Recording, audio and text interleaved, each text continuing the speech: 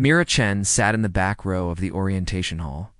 Around her, hundreds of students talked and laughed. They were 18 years old, fresh from their home worlds, excited about their first year at Nexus University. They had no idea that the quiet woman behind them once commanded a fleet of 40,000 soldiers. She was 24 now. 10 years had passed since the war began. 6 years had passed since it ended. And 3 months had passed since she finally found the courage to resign her commission and walk away from everything. The orientation speaker was a cheerful Brellian with blue skin and 4 eyes. He talked about meal plans and study groups and campus traditions. Mira tried to pay attention. These were the things normal people cared about. She wanted to be normal. She needed to be normal. But her eyes kept scanning the exits. Her mind kept calculating how many seconds it would take to evacuate the room. Old habits did not die easily. The war had started when Mira was 14. She remembered that day with perfect clarity.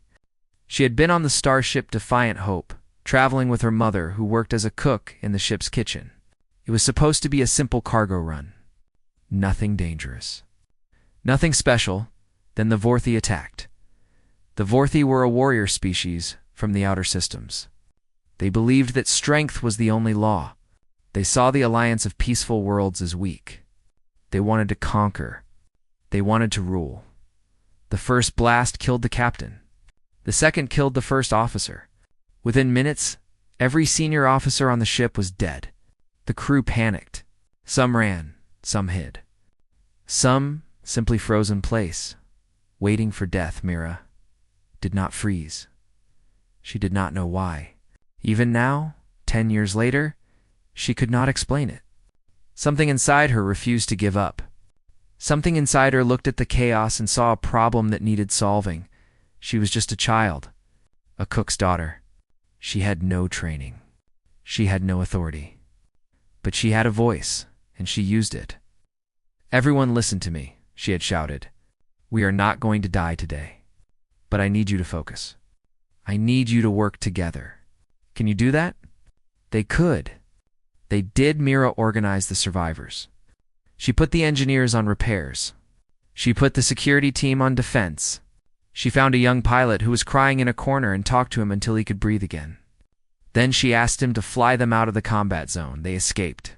All of them. Every single person on that ship survived because a 14-year-old girl refused to accept death. That was just the beginning. News of the Defiant Hope spread quickly. A human child had done what trained officers of other species could not. She had stayed calm. She had led. She had won. The Alliance needed heroes.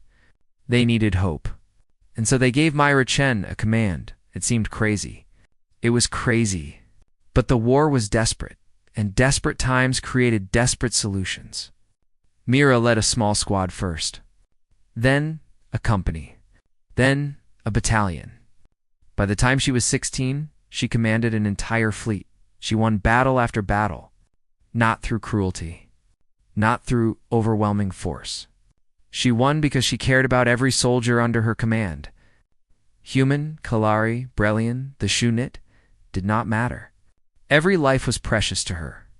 Every death hurt her. The soldiers loved her for it. They called her Stormchild. They said she could find hope in any darkness. They followed her into impossible situations and somehow always came out alive.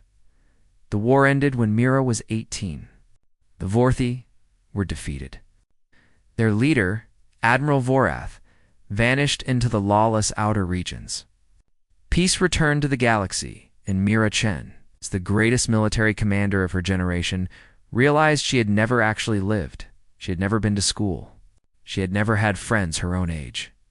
She had never stayed up late watching silly videos or argued about which music was best. She had gone from childhood to war with nothing in between, so she resigned. She gave up her rank, her title, her fame. She enrolled at Nexus University under her birth name. No one here would know her as Stormchild. She would just be Mira, just a student, just a normal person. The orientation ended. Mira found her way to the dormitory building. Her room was small but comfortable. 2 beds, 2 desks, a window looking out at the stars. Her roommate was already there. The Kellery turned around when Mira entered. She was tall and slender, with soft gray fur and forearms. Her large eyes were gentle and curious. "Hello?" the Kellery said. "I am Thiessen. I study botany. You must be Mira." Mira nodded. "Yes, I study xenobiology." "Wonderful. We will be learning about living things together, in a way." Thiessen smiled. "I hope we can be friends. I have never had a human roommate before." "I am told you are very interesting." Mira almost laughed. If only Thiessen knew. "I am not that interesting," she said. "I just want to learn and have a quiet life." "That sounds perfect. I also prefer quiet. I like plants because they do not make much noise."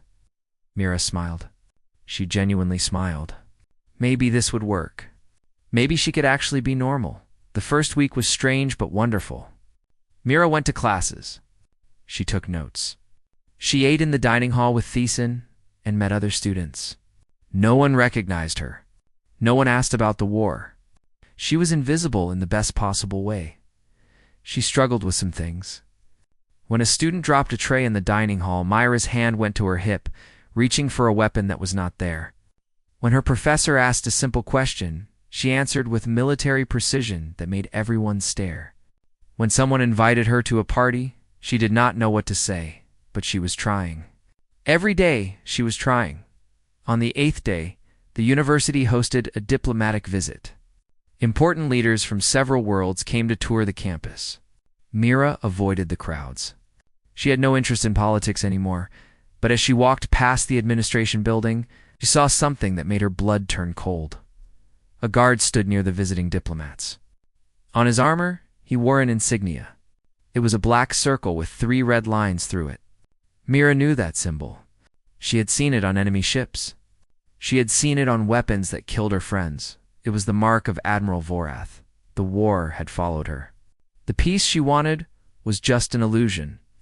And somewhere out there, the monster who had killed millions was still alive. Mira forced herself to keep walking. She told herself it meant nothing. The war was over. She was just a student now. But that night she slept with a sharp piece of metal under her pillow. Old habits, it seemed, did not die easily at all. At 14, she led soldiers. Now she seeks a normal life part. 2. Ghosts don't get to rest. Mira told herself she was wrong. The insignia she saw could mean anything. Many soldiers had served under Vorath. Not all of them were evil. The war was over. She needed to stop seeing enemies everywhere. She threw herself into her studies. Xenobiology was fascinating. Learning about alien life forms, understanding how different species evolved, discovering the connections between all living things, it was everything she had missed during the war. Back then, she only learned how to end lives. Now, she learned how they worked. Her professor was a Thessian named Dr. Morvain. She was elderly, with silver scales and wise eyes that seemed to see everything. From the first day, she paid special attention to Mira. "You ask interesting questions," Dr. Morvain said after class one day. "Most students want to know what is true. You want to know why it matters?" Mira shrugged.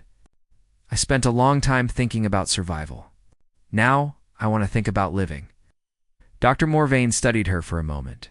"That is a rare perspective for someone so young. Hold on to it." The weeks passed. Mira began to relax.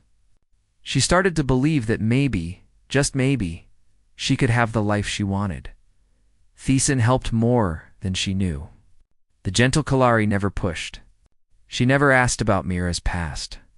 She simply accepted her as a friend and treated every day as a gift. "Come with me tonight," Thiessen said one afternoon.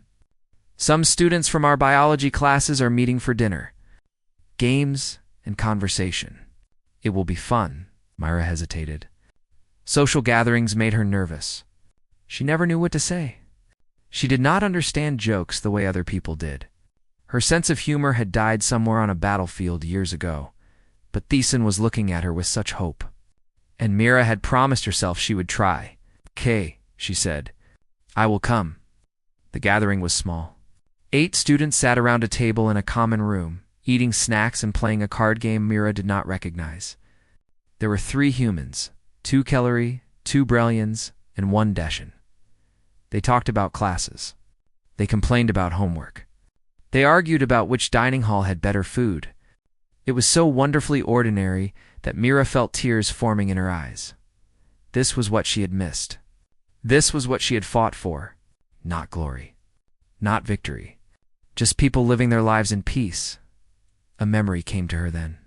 She was 16 years old, standing in a medical tent after a terrible battle. A Kalari soldier lay dying in front of her. His name was Varan. He had been with her since the beginning.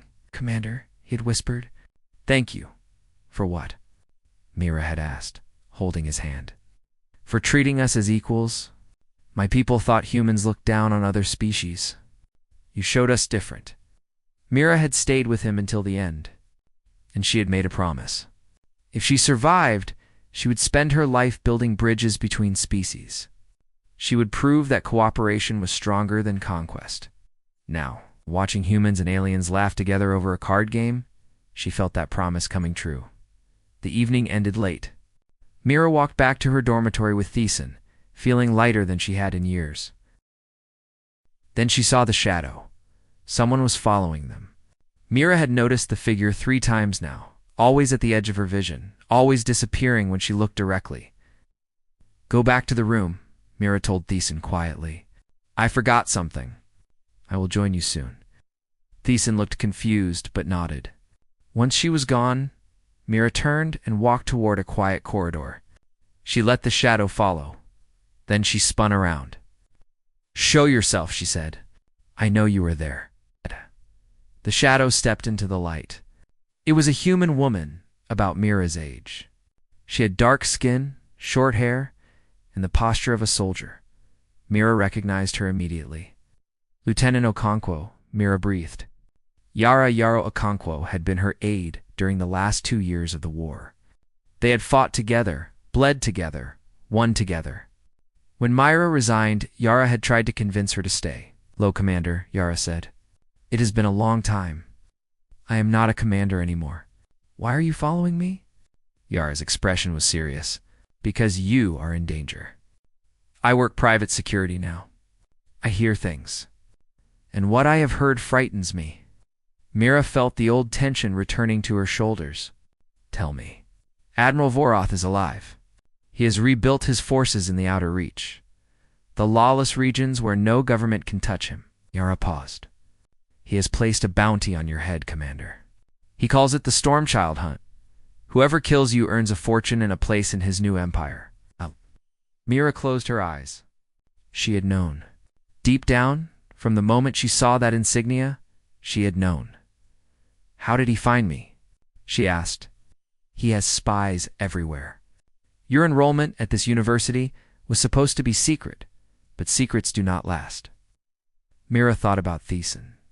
She thought about her classmates. She thought about Dr. Morvain. All of them were in danger now, simply because they knew her. "I should run," she said.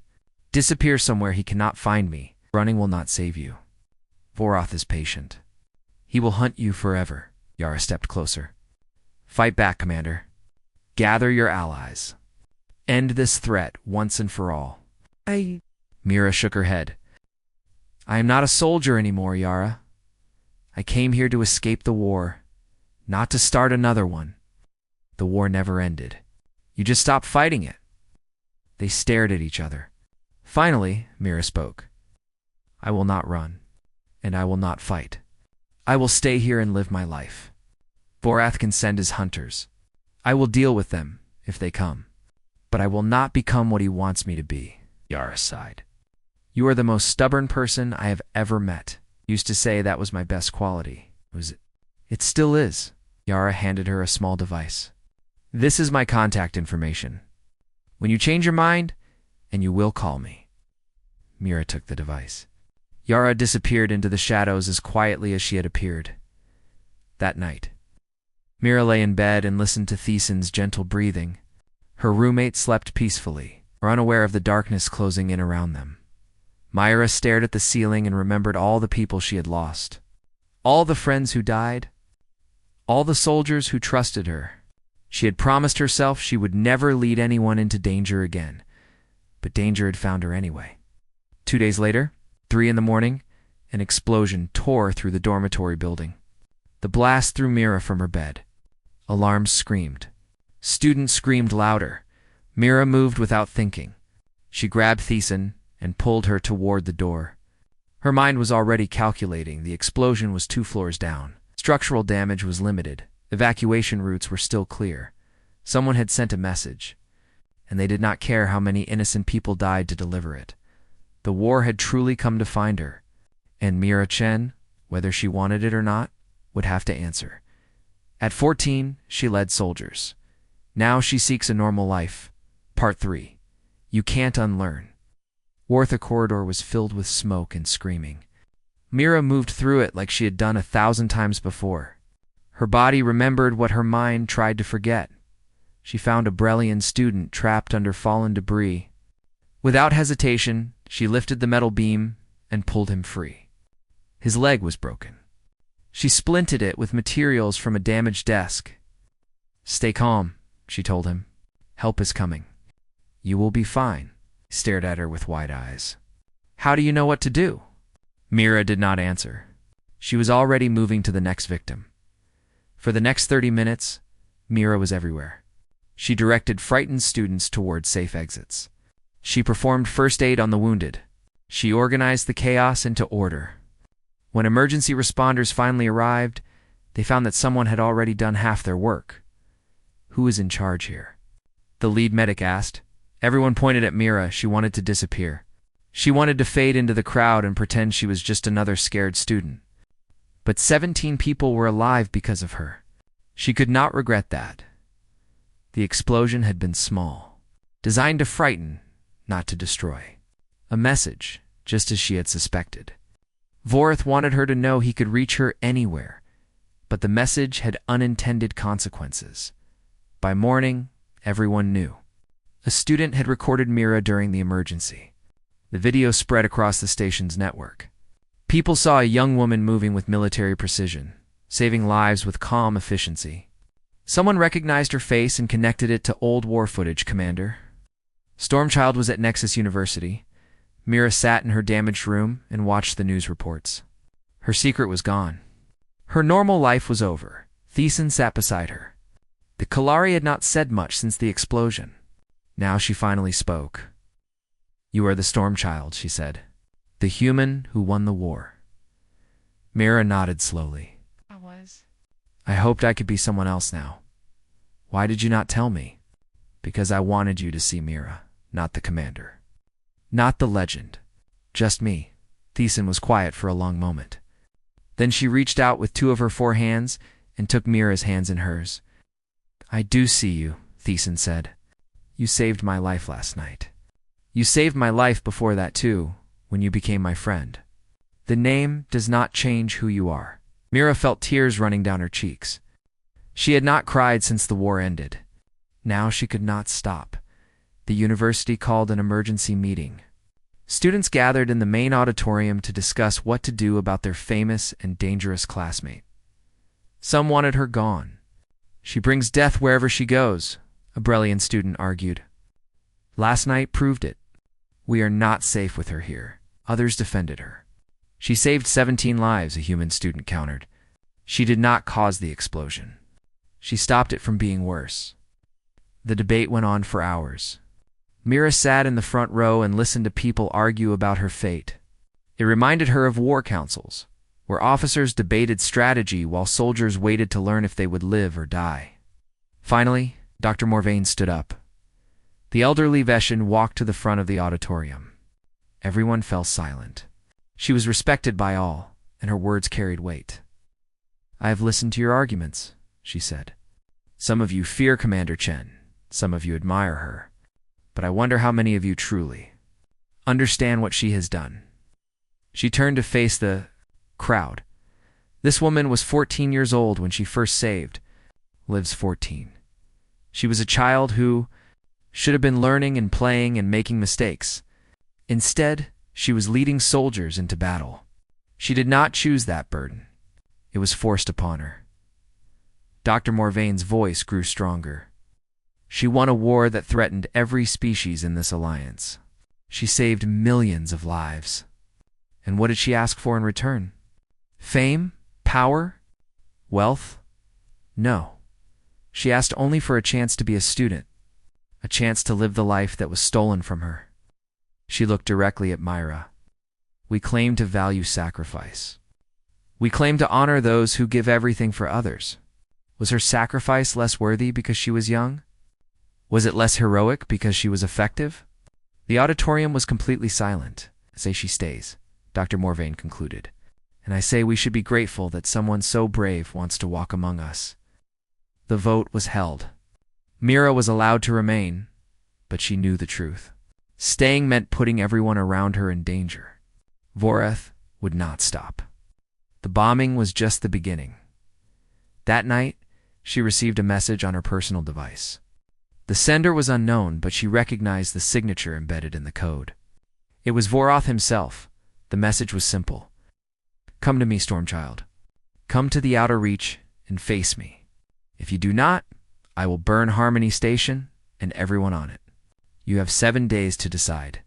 For every day you delay, more innocents will suffer. Mira read the message 3 times. Each time, her hands shook a little more. She thought about her classmates. She thought about Thiessen. She thought about Dr. Morvain and all the students who had voted to let her stay. They believed in her. They had chosen compassion over fear.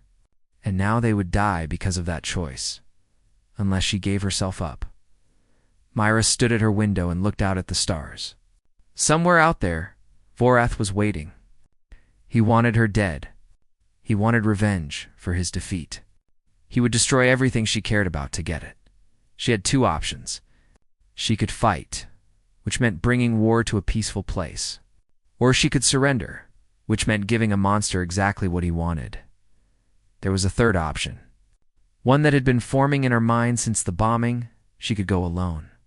Face Vorath by herself. End this without risking anyone else. It was probably suicide. She knew that. But she had lived 10 years longer than she ever expected. She had seen peace return to the galaxy.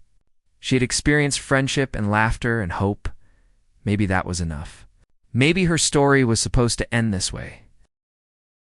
Mira began to plan. She would spend her last days doing everything she had missed.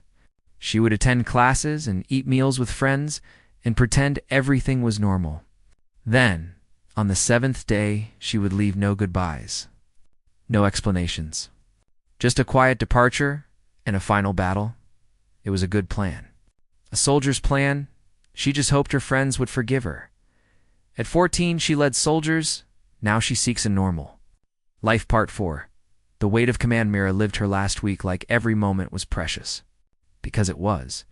She went to every class and listened carefully to every lecture. She ate breakfast with Thiessen and laughed at her roommate's stories about plants that could sing. She attended a concert in the station's cultural center and let the music wash over her until she forgot about war and death and duty. She did all the things she had never done. She watched silly comedy shows until her stomach hurt from laughing. She tried foods from 12 different planets and decided that calorie desserts were the best thing in the universe. She stayed up late talking about nothing important with people who had become her friends. No one knew she was saying goodbye.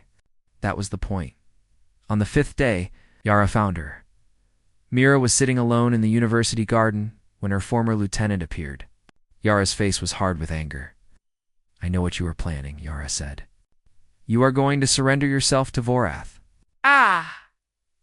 Mira did not bother denying it. How did you find out? I have been watching you. The way you have been acting, the way you look at people like you are memorizing their faces. I have seen soldiers do this before their final missions. Mira said nothing. You taught me something during the war, Yara continued. You said no one gets left behind. You said we fight for each other, not just ourselves. Did you forget that? I remember. That is why I am doing this. If I stay, everyone here becomes a target. If I run, Vorath will destroy this station to punish me. The only way to end this is to face him. Face him and die, Yara said bitterly. That is not victory.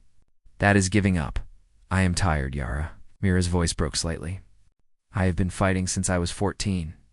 I never chose to be a soldier. I never wanted to be a commander. I just wanted to be normal. And now even that has been taken from me. So you will let Voreth win? You will let him take your life after failing to take everything else? Mira looked away. He will not stop. Even if I defeat him, someone else will come. There will always be another enemy, another threat, another war. I am so tired of fighting. Yara sat down beside her. For a long moment, neither spoke. Do you remember Varen? Yara asked finally. The Kellery soldier who died at the Battle of Nexus Point? I remember everyone who died under my command. He told me something once. He said that before you became his commander, he thought humans were arrogant. He thought you believed yourself superior to other species. But you changed his mind. Mira remembered. He told me the same thing before he died. You changed many minds during the war. Humans and aliens who hated each other learned to fight side by side because of you. You did not just win battles. You built bridges between species that is worth more than any military victory. Myra felt tears forming. I do not know how to stop being a soldier. Every time I try, the war follows me. Then stop trying to run from it. Accept who you are. Use your skills to protect people instead of fighting for them to go away. Before Mira could respond, they heard footsteps. Thiessen emerged from behind a row of flowering plants, her large eyes wet with tears. I heard everything, the Kilari said. You were going to leave without telling me. Mira stood up quickly. Thiessen, you gave me hope. Thiessen's voice was uncharacteristically fierce. When I first came to this university, I was lonely and afraid. My people are not good at making friends. We are too quiet, too strange, but you accepted me without question. You made me feel like I belonged. She stepped closer to Mira. You showed my people that humans see us as equals. You've proved that different species can understand each other. And now you want to throw your life away for a monster who deserves nothing? I am trying to protect you, Mira said desperately. All of you. If I stay, you will be in danger. We are already in danger. The whole galaxy is in danger as long as creatures like Voroth exist. Thiessen took Mira's hands in hers. You cannot protect us by dying. You protect us by living. By showing everyone that courage and compassion are stronger than hatred and fear. Mira looked from Thiessen to Yara. Both of them stared back with determination. You are not alone, Yara said. You never were. Let us help you. I cannot ask you to risk your lives for me. You are not asking. We are offering. That is what friends do. The word hit Mira harder than any weapon. Friends. She had had soldiers, allies, subordinates. But friends? True friends who wanted nothing from her except her happiness? This was new. This was precious. This was worth fighting for. Even if you help me, Mira said slowly, we cannot defeat Voreth with 3 people. Dr. Morvain's voice came from nearby.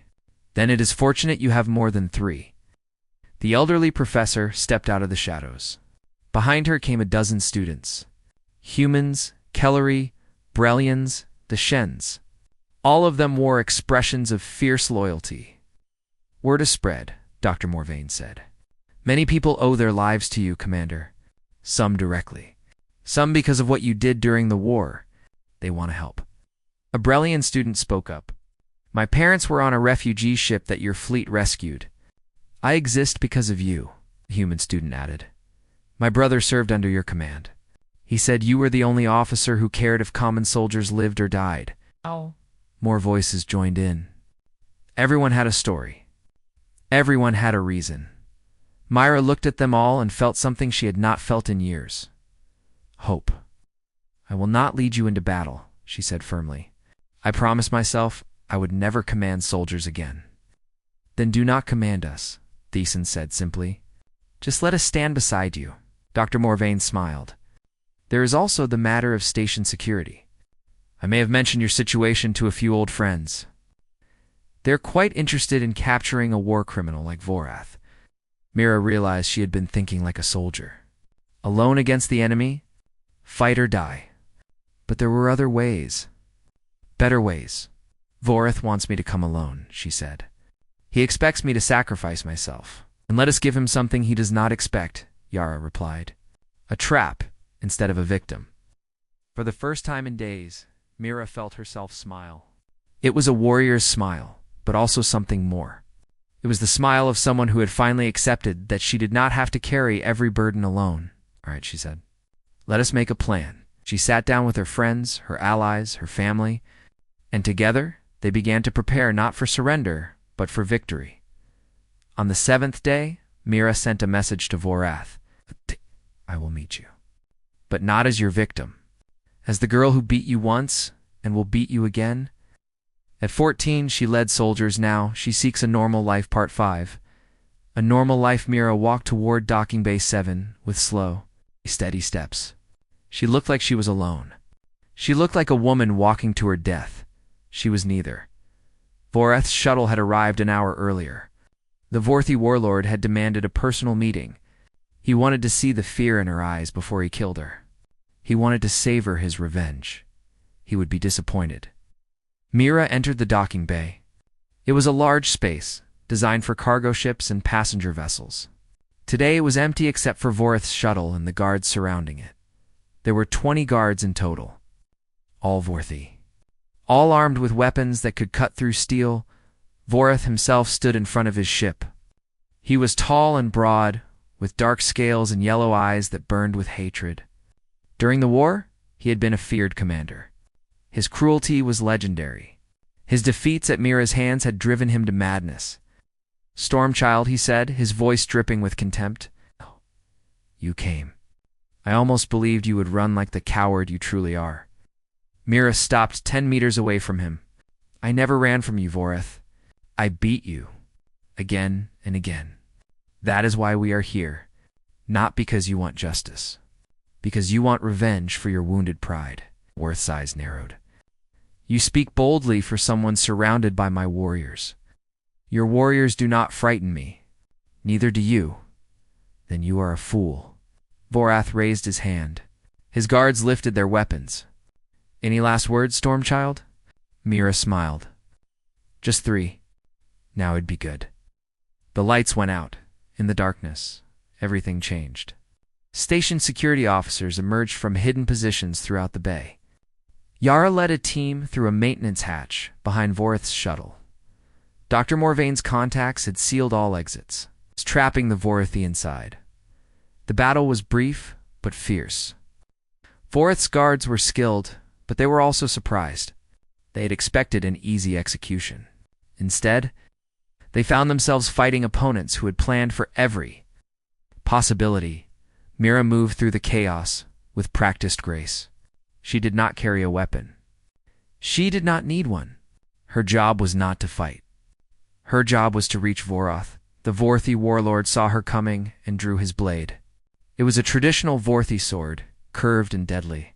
He had killed dozens of enemies with it. If I must die tonight, he snarled, I will take you with me. He lunged at her. Mira sidestepped. He swung again.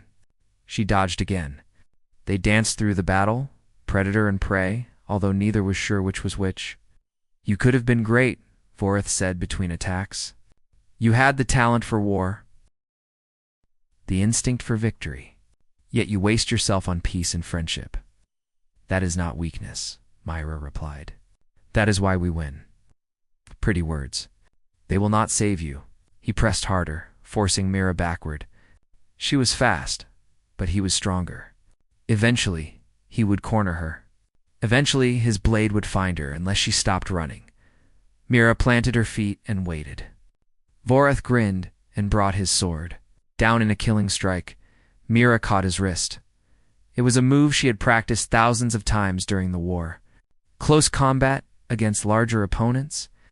Use their strength against them. Never fight force with force. She twisted. Vorath's arm bent at an unnatural angle. His sword clattered to the ground. Before he could react, Mira swept his legs out from under him. The greatest warlord the Vorthi had ever produced landed on his back with a human woman's boot on his throat. Around them, the battle was ending. Voreth's guards were surrendering or falling. Station security had complete control. "Kill me," Voreth hissed. "Finish it. Prove you are the warrior I know you are." Mira looked down at him. She remembered everyone who had died in his war. She remembered the planets he had burned. She remembered the families he had destroyed. She wanted to kill him. Part of her ached for it, but another part of her remembered a promise she had made to herself. A promise about who she wanted to be. "No," she said. Voreth's eyes widened. "What? You wanted to make me into a monster like you? You wanted me to prove that violence is the only answer? But I choose who I become.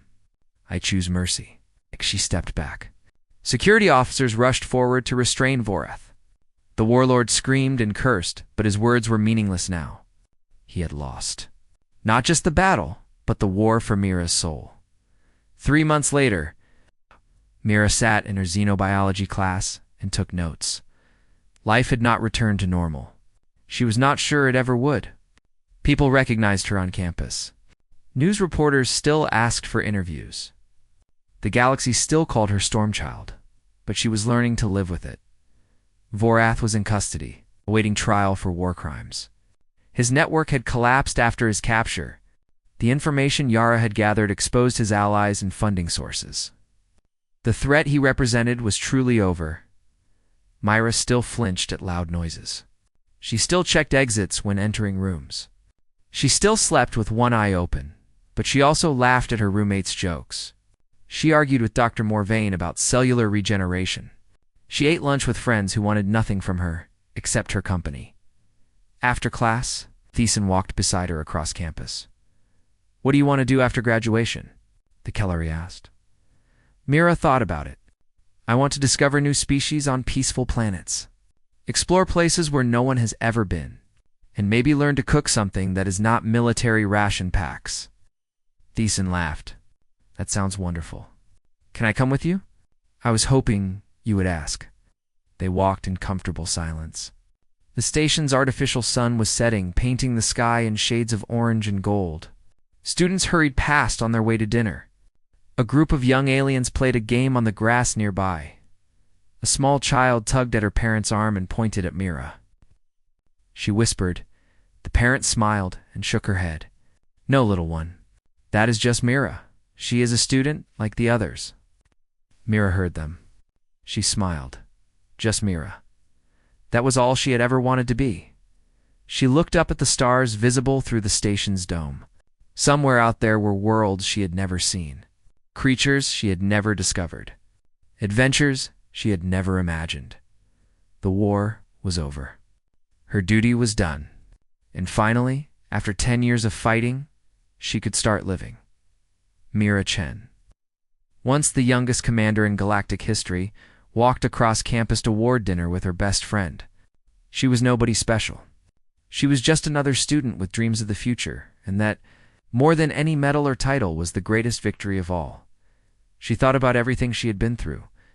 The battles, the losses, the triumphs, the grief. She had given the galaxy 10 years of her life. She had sacrificed her childhood, her innocence, her peace of mind, but she had also gained something precious. Friends who loved her. A future worth believing in. A chance to become something more than a soldier. I spent 10 years saving the galaxy, she thought. Now, finally, I get to save myself. The sun continued to set. The stars continued to shine. And Mira Chen, surrounded by friends, walked forward into a life she had earned with every breath, every tear, and every ounce of courage she possessed. It was, at last, a normal life, and it was beautiful.